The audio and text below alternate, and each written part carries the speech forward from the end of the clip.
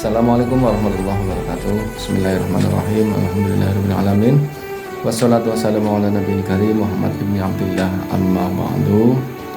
Pemirsa YouTube channel Ansor PAC Kedumanteng yang dirahmati Allah, pertama-tama marilah kita panjatkan bersyukur kehadirat Allah Subhanahu wa taala yang telah melimpahkan rahmat, taufik, hidayah serta inayahnya sehingga pada hari ini kita masih diberi kesehatan, kekuatan untuk melaksanakan puasa Ramadan. Semoga puasa kita selama 1 bulan diterima oleh Allah Subhanahu wa taala. Amin Allahumma amin.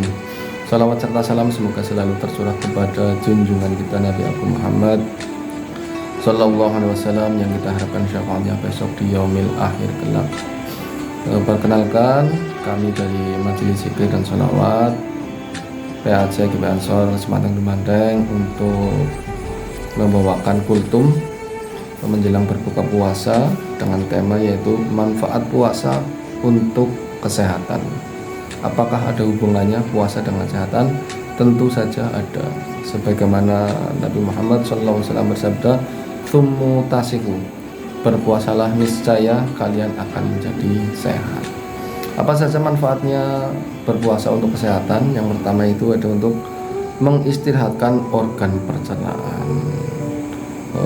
Selama mungkin hampir 1 tahun organ pencernaan kita bekerja, ini saatnya organ-organ pencernaan beristirahat. Yang selanjutnya yaitu ada kesinambungannya, yaitu setelah beristirahat organ-organ tersebut akan memperbaiki atau meremajakan sel-sel tubuhnya sendiri.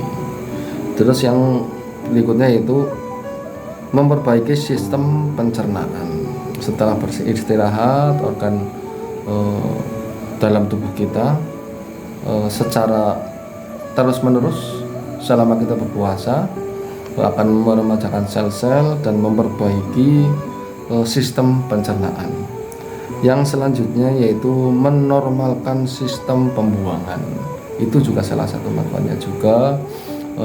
Yang mungkin selama ini kita sering sembelit ataupun masalah pencernaan yang lain, dengan berpuasa karena kita makan yang teratur dan terjaga setiap sebelum subuh dan setelah maghrib, otomatis pencernaan kita menjadi teratur dengan pola makan yang baik dan terhindar dari penyakit-penyakit lambung pada khususnya.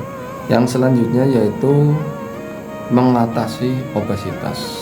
Itu sangat betul karena secara tidak langsung obesitas yaitu kelebihan berat badan.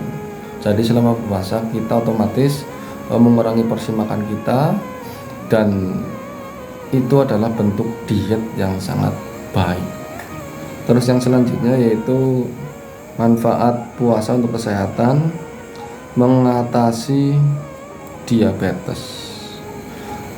Itu juga sangat masuk karena mungkin jika selama tidak berpuasa kita terlalu banyak makan nasi dan lain-lain yang banyak mengandung gula, itu sangat mempercepat ataupun menambah gula darah kita yang menyebabkan menjadi diabetes.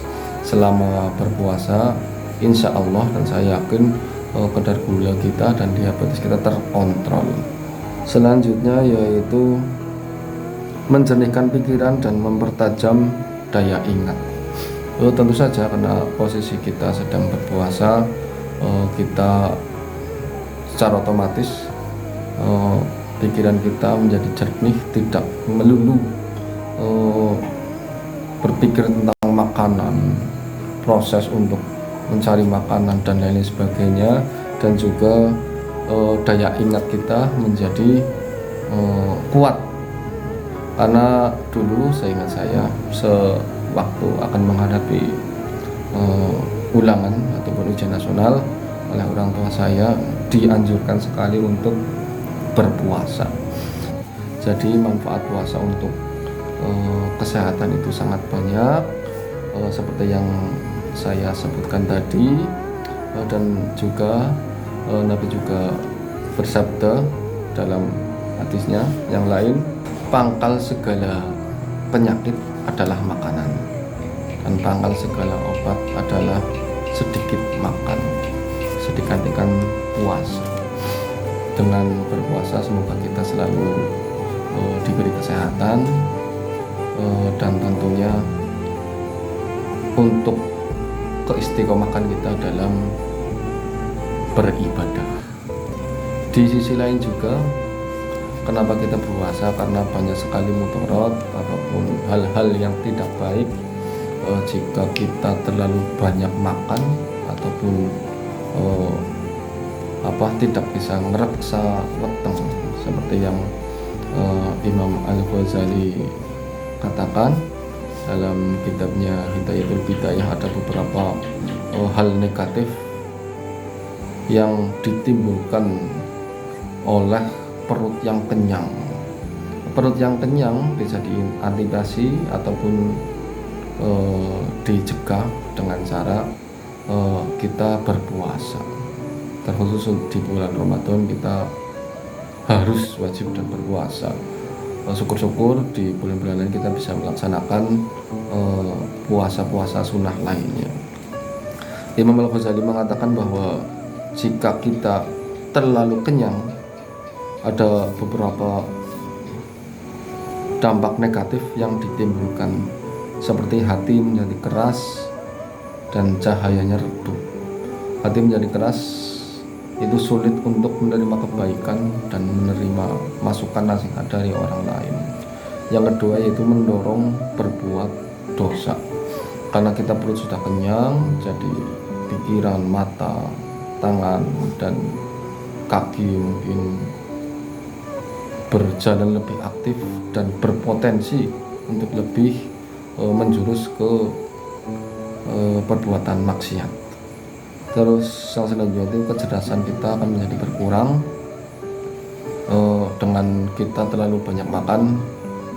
Kita tentunya menjadi pemalas dan untuk belajar pun sungkan.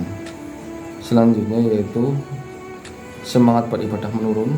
Semangat beribadah menurun karena perut kita yang kenyang sehingga kita menjadi malas. Yang selanjutnya itu menjerumuskan subhat dan haram.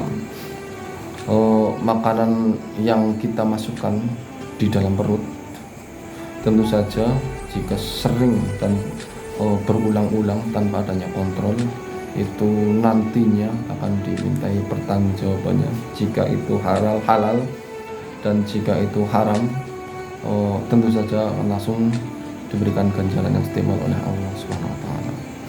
Yang selanjutnya yaitu kesulitan saat sakaratul maut, karena salah satu kenikmatan dunia yaitu berupa makanan sudah diserap ataupun dinikmati dengan begitu luar biasa berlebihan pada saat kita masih hidup. Yang selanjutnya itu kesulitan di akhirat. Di akhirat nanti juga tentunya akan dimintai pertanggungjawaban atas semua yang kita makan, seperti yang sudah saya sebutkan di atas. Semoga dengan kita ngereksa weteng itu menjaga kita dari kekenyangan. Dengan cara apa?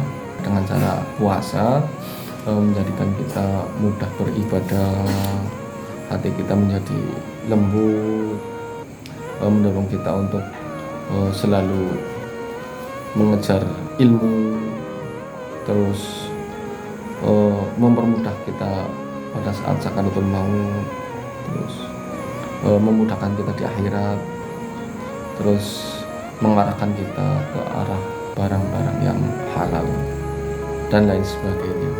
Semoga kultum ini bermanfaat. Apabila banyak kesalahan, saya mohon maaf yang sebesar-besarnya.